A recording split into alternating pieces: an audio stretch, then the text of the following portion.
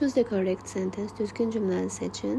İbtəda xəbər uzlaşmasına görə təyin olunacaq. Birinci A variantımızda ümumiyyətlə zeyirlə olan cümlədə özünə ən yaxın olan isimlə uzlaşmalıdır bizim xəbərimiz.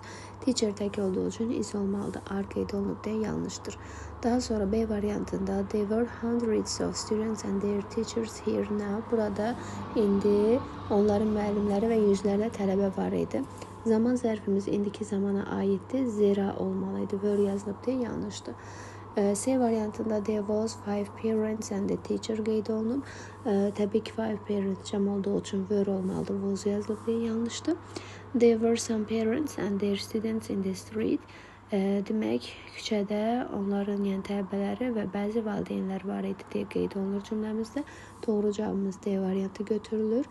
Some parents cəmdir deyə to be-nin cəm formasından istifadə olunur. Y variantında there is a teacher and 5 students at yesterday's meeting. Dünənki iclasdan söhbət gedirsə to be keçmiş zamanda olmalıdır.